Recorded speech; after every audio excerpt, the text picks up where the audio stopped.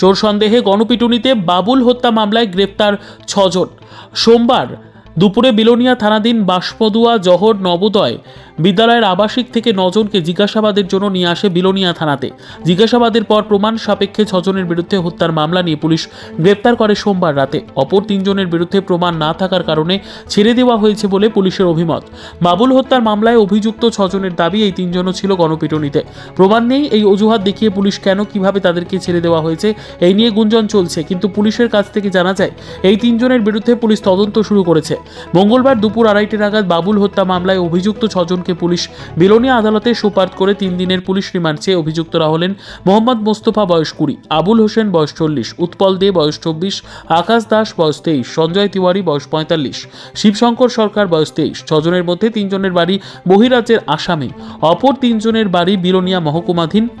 গত রবিবার রাতে জহর নবোদয় বিদ্যালয় আবাসিক স্থলে চুরি করতে গিয়ে হাতে নাতে ধরা পড়ে বাবুল মিয়া। পরবর্তী সময় গণপিটুনিতে মৃত্যু হয়। এরপর বাবুল মিয়ার স্ত্রী বিলোনিয়া থানাতে হত্যার মামলা দায়ের করে। Yesterday, one case was registered by Bilonia PS, case number 2025-007, dated 10/2/2025 under section 103+1 and 3+5 of BNS 2023.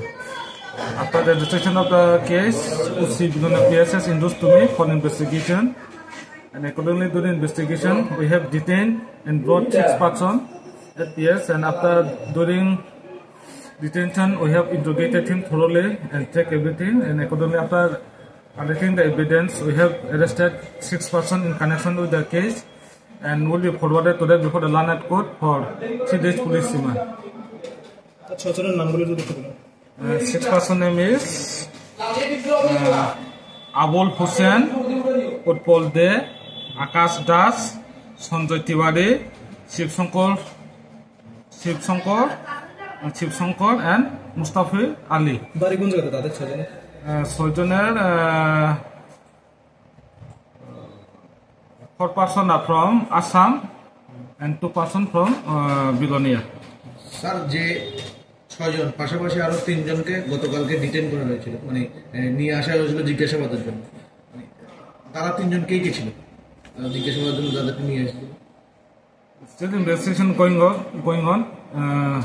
Investigation is just only